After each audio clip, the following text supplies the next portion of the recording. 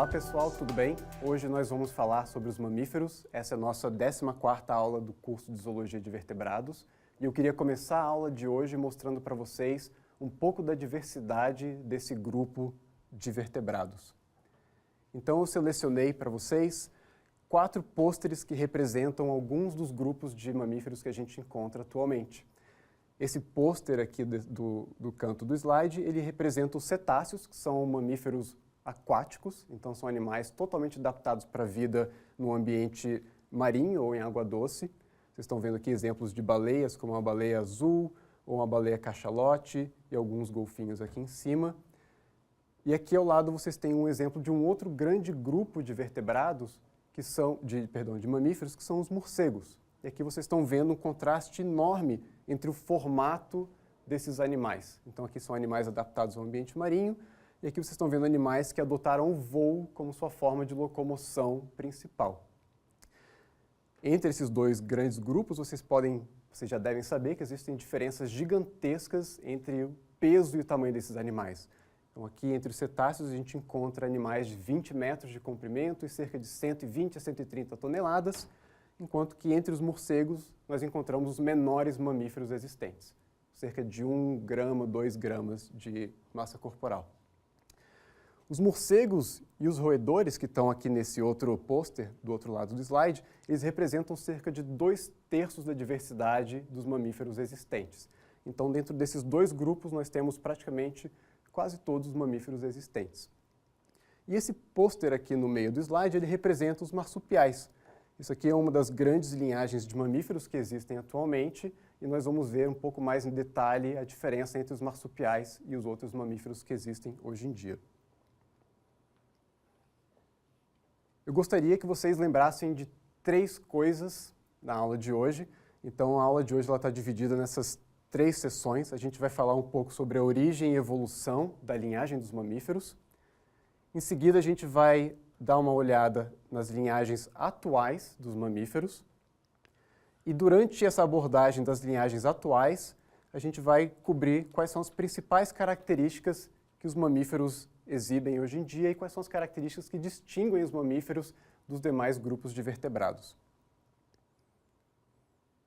Então vamos falar um pouquinho sobre a origem e evolução de mamíferos. Os mamíferos, eles fazem parte de um grupo chamado Amniota. Então o que a gente está vendo nesse slide aqui é um slide que apresenta todos os tetrápodas. Então a gente tem os anfíbios, que vocês já viram numa aula passada, e aqui vocês têm o grupo dos répteis, que compõe um dos grupos de amniota atual. Vocês também já viram os répteis numa aula anterior. Então hoje a gente vai focar num outro grande grupo de amniota, que são os mamíferos. Uma das principais características que distingue um mamífero ou um sinápsida do outro grande grupo de amniota é o formato do crânio desses animais. Então o que a gente está vendo aqui nesse cladograma é um cladograma do sinápsida, que é a linhagem dos mamíferos, e esse outro lado do cladograma é a linhagem dos répteis, que é outro grande grupo de amniota. E o que eu queria mostrar e frisar para vocês nesse slide são pequenas diferenças no formato dos crânios que a gente pode utilizar para distinguir o que é um mamífero do que é um réptil. Então, os mamíferos são chamados de sinápsida porque eles têm apenas uma fenestra ou uma janela na região temporal do crânio. E eu queria mostrar para vocês, com um exemplar que eu trouxe aqui para a aula de hoje, o que é isso. Então eu trouxe aqui um exemplar que é um crânio de uma cabra, e no crânio dessa cabra eu queria mostrar para vocês o que é essa fenestra temporal, essa janela na região da têmpora do animal. Então o que vocês estão vendo aqui nessa região é a órbita do olho. Essa aqui é a órbita do olho, e esse espaço aqui, essa janela na parte posterior da órbita, isso aqui é a fenestra temporal. Os sinápsidas, ou os mamíferos, eles possuem apenas uma fenestra na região temporal. Isso é uma característica de toda a linhagem dos sinápsidas que vão dar origem aos mamíferos que existem atualmente. Mais tarde a gente volta para esse crânio. Só para frisar novamente o que é essa fenestra no diagrama aqui do slide, então a gente tem aqui o crânio de um sinápsida basal, então isso aqui é um sinápsida que não existe, ele já foi extinto, e aqui vocês têm novamente a órbita do olho, e logo atrás da órbita do olho, nós temos a fenestra, essa abertura temporal na região lateral. E para que serve, ou para que funciona essa abertura lateral? Essa abertura ela funciona como uma inserção para os músculos da mandíbula. Então, a musculatura da mandíbula, dos sinápsidas, ela tem uma inserção na parte externa da mandíbula e ela passa por dentro dessa abertura e vai se inserir na região das têmporas, nos crânios dos mamíferos. Então, isso aqui é uma modificação do crânio dos mamíferos que permite um maior volume de musculatura nessa região, que auxilia na mastigação. A gente vai falar um pouco mais sobre isso mais para frente. Esse cladograma aqui, ele representa as principais linhagens dos sinápsidas. Então aqui a gente está vendo vários grupos de sinapsídeos, inclusive aqui no final dessa filogenia, a gente tem os mamíferos que existem atualmente. Então vamos começar olhando quais são as principais características desse grupo que define os sinápsidas. Então vamos começar na base do grupo. A gente vai falar agora dos pelicossauros, que são os grandes mamíferos do período permiano. A gente pode dar o exemplo aqui do Dimetrodon, que é aquele animal que todo mundo deve conhecer, que tem uma vela nas costas, é um animal muito, muito interessante. Aqui tem uma reconstrução de um fóssil de um Dimetrodon. E esses animais eles são caracterizados por possuírem pequenas fenestras, ou seja, eles têm pequenas aberturas na região temporal, o que indica para a gente que eles tinham uma massa, um volume de musculatura nessa região pequeno, ou seja, eles não tinham muita força para conseguir mastigar. Esses animais, os pelicossauros, os sinapsídeos basais, eles possuíam caninos alongados, então isso é uma outra característica que a gente encontra nos sinapsídeos e nos mamíferos. A gente encontra diferenciação no formato dos dentes, eles não são mais homodontes. Vamos continuar o nosso passeio aqui pela filogenia dos sinapsídeos. O próximo grande grupo que a gente vai mostrar são os terápsida. Esse aqui é um grupo que já apresenta uma série de modificações com relação aos pelicossauros basais. A gente tem uma expansão da fenestra temporal que permite também a expansão da quantidade de músculo que esses animais têm na região das têmporas, o que indica para a gente que eles têm uma mordida muito mais potente agora. Eles conseguem agora mastigar com muito mais eficiência. Além disso, a gente sabe também que os terapsídeos, eles agora possuem uma postura ereta, que é bem diferente da postura de um pelicossauro que a gente viu no início da nossa filogenia do sinápsida. O pelicossauro é um animal que tem uma postura achatada, parecendo com um crocodilo. Um terápsida, ele já tem uma postura ereta com os membros posicionados abaixo do corpo, o que fornece para ele muito mais eficiência na hora de se locomover. O próximo grande grupo de sinapsida que a gente vai falar um pouquinho são os sinodontes. E sinodonte, o nome, significa que esses animais têm dentes parecidos com os cães. Então vamos dar uma olhada no que isso significa. Uma característica desses animais dos sinodontes é que o osso que compõe o principal osso que compõe a mandíbula, o osso dentário, ele é expandido nesses animais. Isso demonstra para a gente que esses animais têm uma mandíbula que é mais resistente, consegue exercer mais força na hora da mordida. Eles possuem mais diferenciação nos dentes pós-caninos, o que indica para a gente que esses animais têm uma capacidade maior agora de processar alimento do que os sinápsidas mais basais. Uma outra característica interessante que vale a pena a gente notar nesses animais é a presença de ossos turbinados. Então, o que a gente está vendo aqui nesse cantinho do slide são duas imagens de tomografia computadorizada de um sinodontia que foi encontrado aqui no Brasil, inclusive, e o que vocês estão vendo aqui é a parte interior da boca desse animal. Vocês estão vendo o palato secundário ósseo desse sinapsida, desse sinodontia. E o que vocês estão vendo nessa imagem aqui de cima é um corte no meio da parte superior do crânio.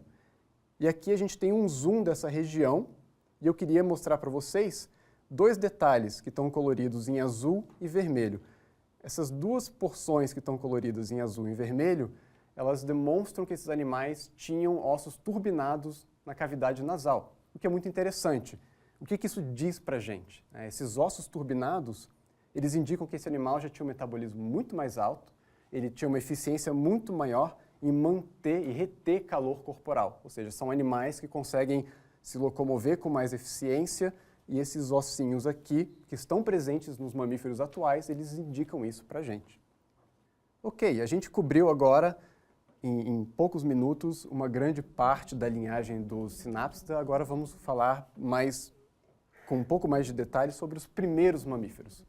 Então agora a gente vai entrar num grupo que surgiu durante o período Triássico e que dá origem aos mamíferos que a gente encontra atualmente. E quais são algumas das características que distinguem esses mamíferos, esses primeiros mamíferos, do restante da linhagem do sinápsida? Bom, a primeira coisa que vale a pena notar é que esses primeiros mamíferos, eles possuem a articulação da mandíbula composta pelo osso dentário, que está em marrom um pouco mais escuro nessa ilustração, que é o osso da mandíbula. Ele constitui praticamente toda a mandíbula inferior. E esse osso dentário, ele faz articulação com o esquamosal, que está indicado aqui em roxo. Então isso é uma característica que define os mamíferos. Ao longo da evolução de todo o grupo sinápsida, essa articulação ela foi sendo modificada.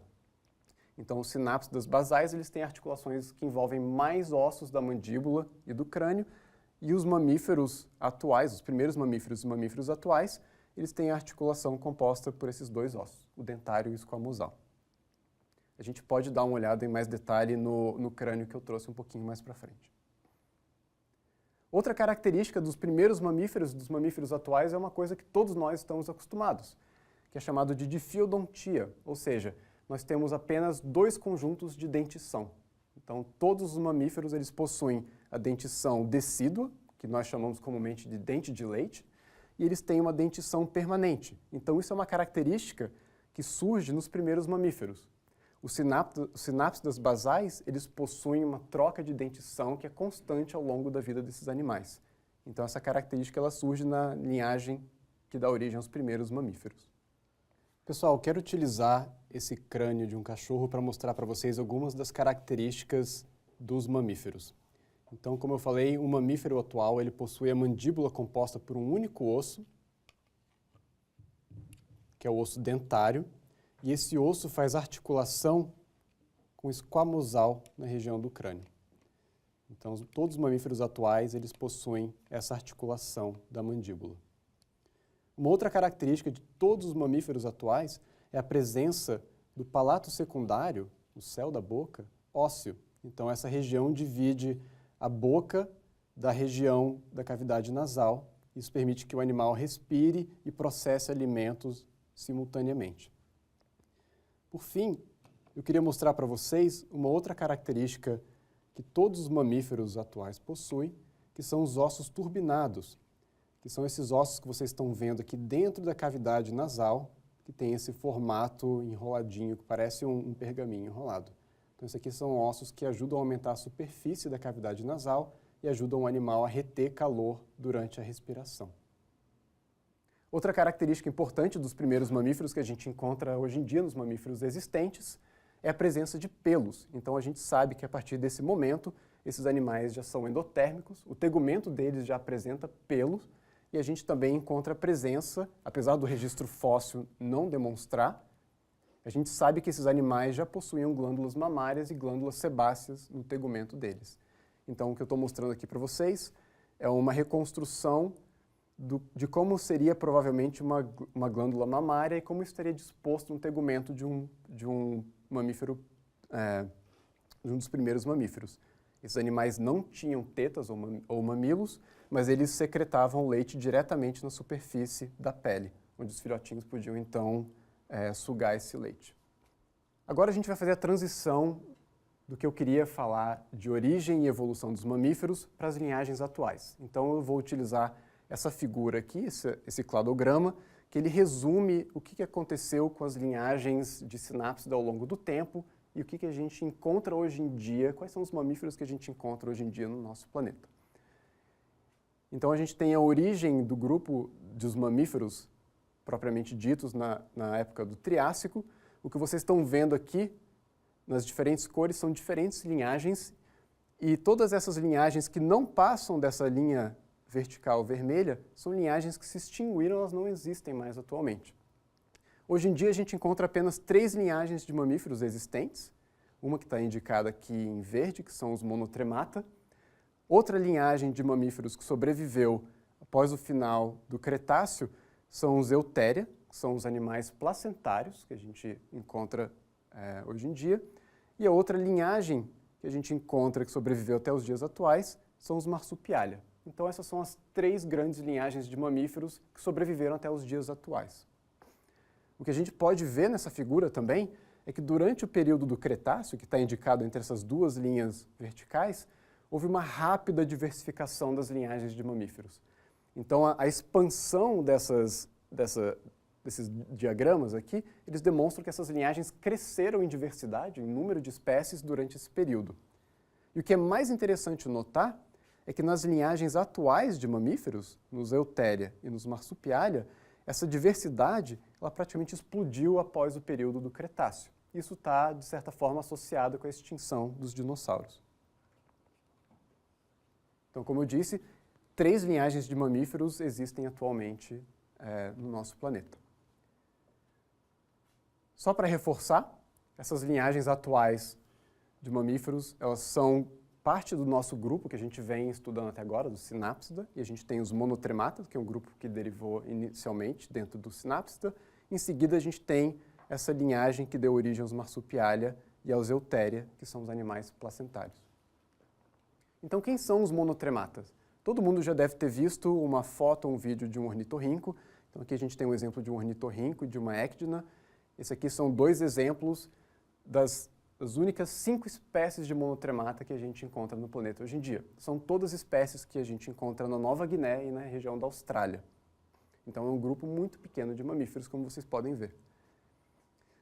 Diferentemente de todos os outros mamíferos, dos marsupiais e dos placentários, os monotremata, eles põem ovos. Então os filhotes, eles eclodem de ovos que têm essa textura de pergaminho, coriácea. São animais que não têm mamilos, assim como os primeiros mamíferos que a gente viu alguns slides para trás. Então, são animais que secretam o leite pelas glândulas mamárias em regiões da pele e os filhotinhos sugam esse leite que se acumula nos pelos das mães. Nosso outro grupo de mamíferos atuais são os marsupiais. Agora a gente deu um pulo de 5 espécies de monotremata para cerca de 400 espécies de marsupiais que existem atualmente. Praticamente todas as espécies de marsupiais hoje em dia ocorrem na região da Austrália e da Nova Guiné também, mas a gente encontra marsupiais na região das Américas, inclusive de Delphis, é um gambá que a gente encontra desde a América do Norte até a América do Sul. Então aqui alguns exemplos da diversidade de marsupiais. São animais que são distinguidos dos outros mamíferos pela presença de bolsas ventrais. As fêmeas possuem essas bolsas, todo mundo já deve ter visto, onde elas carregam e amamentam seus filhotes. Então, os filhotes de marsupial, eles nascem, eles vão para dentro da bolsa da mãe, da bolsa ventral, e é ali que eles fazem todo o crescimento durante a lactação. Uma outra característica que distingue bem os marsupiais dos placentários pode ser ilustrada nesse gráfico. Esse gráfico está mostrando uma relação que ocorre nos marsupiais, em que, em geral, a gente tem uma gestação breve, seguido de um período muito longo de lactação. O filhote passa muito tempo se amamentando.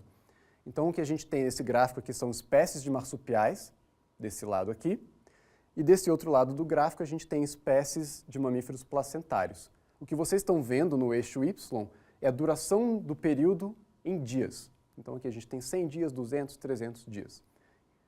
Em branco, a gente encontra o período de lactação e em cinza, essas barras mostram o período de gestação. Então vamos só pegar um exemplo aqui para a gente contrastar a diferença entre um marsupial e um placentário. Esse aqui é um de Delphis, é um gambá. Todo o período dele de gestação e lactação dura cerca de 100 dias. O período de gestação é muito curto, a gente pode ver que deve ser mais ou menos o equivalente a 5 dias, 10 dias de gestação, e o resto todo do período que esse filhote passa com a mãe, ele está em lactação dentro da bolsa da mãe. Se a gente comparar agora com uma raposa, que também tem um período total de cuidado parental até a lactação de mais ou menos 100 dias, a gente pode ver que o padrão é praticamente inverso. Então, uma raposa, os filhotinhos ficam em gestação por cerca de 100 dias, e passam pouquíssimo tempo em lactação, mais ou menos uns 5 a 10 dias em lactação. Então isso é um padrão que é bem constante nos marsupiais. Períodos muito breves de gestação, períodos muito longos de lactação. E o inverso ocorre nos placentários. Os filhotes nascem muito mais desenvolvidos. A última grande linhagem que a gente encontra de mamíferos hoje em dia são os eutéria ou os placentários. E aqui eu estou mostrando alguns poucos exemplos da grande diversidade que a gente encontra nessa linhagem. Então, os placentários, os eutéria, eles representam mais de 5.300 espécies de mamíferos. É a grande esmagadora maioria de todas as espécies de mamíferos que a gente encontra no planeta. E a grande diversidade de forma e estilos de vida também pode ser encontrada nesses animais. Então, aqui é um castor, um representante dos roedores, que é um animal aquático, ele vive em riachos e rios e represas. Aqui a gente tem um exemplo de um morcego que adotou um estilo de vida aéreo, são animais que se locomovem usando as mãos, os braços para voar. A gente tem um exemplo de um cetáceo, que é um golfinho, que tem um estilo de vida totalmente aquático. E aqui um exemplo de um animal cursorial, isso aqui é uma rena, só para dar um exemplo para vocês que o formato do corpo desses animais é completamente diferente, eles adotam estilos de vida bastante distintos. Apesar de não ser um grupo muito diverso quando comparado com outros vertebrados, como por exemplo as aves, que a gente encontra cerca de 10.000 espécies atuais, é um grupo extremamente diverso nos modos de vida e nos hábitos que eles ocupam. Um dos grandes problemas que a gente encontra hoje em dia com os vertebrados é a dificuldade de determinar as relações entre os principais grupos de mamíferos placentários existentes. Então essa filogenia aqui, ela demonstra as 3 grandes linhagens que a gente falou, os monotremata, os marsupiais e os placentários. Os monotrematas, constituídos por 5 espécies, aqui são os marsupiais, que têm cerca de 300, 400 espécies, e todo o restante da diversidade de mamíferos atuais são os placentários. E uma coisa que eu queria frisar nessa figura para vocês, está indicado por essa linha tracejada azul. Essa linha está demonstrando, demarcando o final do período Cretáceo, e junto com o final do período Cretáceo, a gente tem o surgimento de praticamente todas as ordens atuais de mamíferos. E essas ordens elas surgiram num espaço de tempo muito curto, a gente chama isso de uma explosão adaptativa, foi uma radiação muito grande, o que dificulta os trabalhos de determinação das relações entre esses grupos atuais. Então isso aqui é uma filogenia recente que tenta reconstruir as relações entre os grupos atuais para mostrar para vocês que esse é um trabalho difícil. Bom, eu queria agora recapitular os 3 pontos principais dessa aula. O primeiro ponto principal que eu queria que vocês levassem para casa é que todos os mamíferos fazem parte da linhagem do Synapsida. Essa aqui é uma linhagem que a gente pode definir através da presença de uma única fenestra temporal, como a gente viu no início da aula.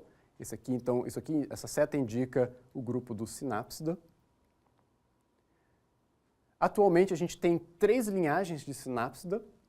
Então atualmente a gente tem uma linhagem dos monotremata, os marsupiais e os eutéria ou placentários. E as principais características desse grupo são as seguintes. Então, os mamíferos atuais, todos eles possuem um tegumento, uma pele glandular recoberta de pelos, e a densidade desses pelos varia. Então, se a gente pensar numa baleia, é um animal que tem uma densidade muito baixa de pelos. Se você pensar em um jaguar, uma onça, um leopardo, são animais que têm uma densidade altíssima de pelos. Todos os mamíferos possuem um palato secundário. Todos os mamíferos possuem ossos turbinados dentro da cavidade nasal. E todos os mamíferos são difiodontes, ou seja, eles fazem a troca da dentição decídua, dos dentes de leite, pela dentição permanente. E, finalmente, todos os mamíferos possuem glândulas mamárias. Esses mamíferos eles usam essas glândulas mamárias para lactar, para alimentar seus filhotes no início do período de vida desses filhotes. E todos os mamíferos possuem desenvolvimento uterino. Então, essas são as 3 principais mensagens que eu queria que vocês levassem para casa dessa aula. E muito obrigado, pessoal, e até a próxima vez.